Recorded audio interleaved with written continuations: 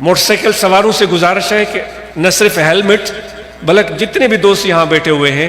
آپ صرف ہیلمٹ ہی نہ پہنے وہ تو ضروری ہے،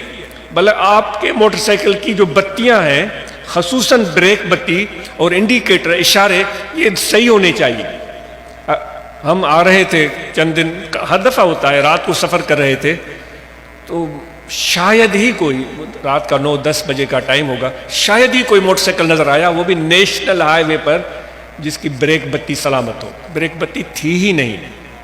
اور اندھیرے میں موٹر سائیکل نظر ہی نہیں آ رہا تھا۔ کبھی 2 بندے بیٹھے ہوئے تھے، کبھی مرد تھا تو اس کے ساتھ پیچھے ایک لیڈیز بیٹھی ہوئی تھی، اور اتنی فکر لاحق ہو رہی تھی کہ یہ موٹر سائیکل تو اتنی کمزور سواری ہے کہ ذرا سا بھی کسی گاڑی کی ٹھوکر لگے تو سیدھا روڈ پر۔ ہیلمٹ پہننے کے لیے کیوں آپ کو کہا جاتا ہے؟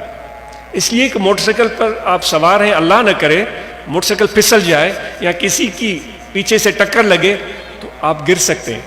اور روڈ پر گر سکتے ہیں، اور گرتے ہوئے سب سے پہلی چیز جو روڈ پر ٹکرائے گی وہ آپ کا سر ہوگا، اللہ معافی دے، کیونکہ پورے جسم میں وزنی اور بھاری چیز یہ سر ہے، ٹکرائے گا سر، اور سر ٹکرانے سے بالکل موت واقع ہو سکتی ہے، شدید جان لیوا زخم پہنچ سکتا ہے۔ ہیلمٹ اس لیے عرض کرتے ہیں کہ اللہ نہ کرے کبھی کوئی بندہ گرے، اگر سر اس کا روڈ پر ٹکرائے، کسی پتھر سے ٹکرائے، کسی سختی سے ٹکرائے تو اس کو چوٹ نہ لگے،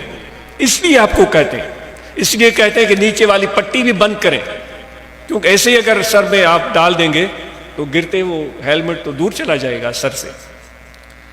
آپ جتنے یہاں بیٹھے ہوئے اپنے دوستوں کو یہ پیغام دیں، ہیلمٹ پہنیں، اپنے موٹر سائیکل کی بتیاں ٹھیک کروائیں۔ آپ بھلے یہ جو وفود جاتے ہیں یا جو برانچز ہیں اس چیز کو یقینی بنائیں، اور بلکہ آپ یہاں آ کر ہمیں یہ بھی بتائیں کہ اتنے ہمارے دوست ہیں ان کی بتیاں ٹھیک نہیں تھیں، وہ درست کروائی گئیں، وہ 4 ہوں گے، 5 ہوں گے، 2 ہوگا یا 1 ہوگا، بتائیں۔ اور ہیلمٹ کو ضرور استعمال کریں اور مراقبہ کریں اور صحبت میں آنا جانا رکھیں، اپنی برانچ سے کو مستحکم بنائیں اور اپنے بچوں کو اچھی تعلیم دیں، گھر میں کم از کم 1 وقت کا کھانا اپنے خاندان کے ساتھ کھائیں، ان سے باتیں کریں، ان کے ساتھ ٹائم گزاریں، اور حضور علیہ السلام کے فرمان کے مطابق بڑوں کا احترام اور چھوٹوں سے ہم میں شفقت ہونی چاہیے۔ آپ سب کا بہت شکریہ۔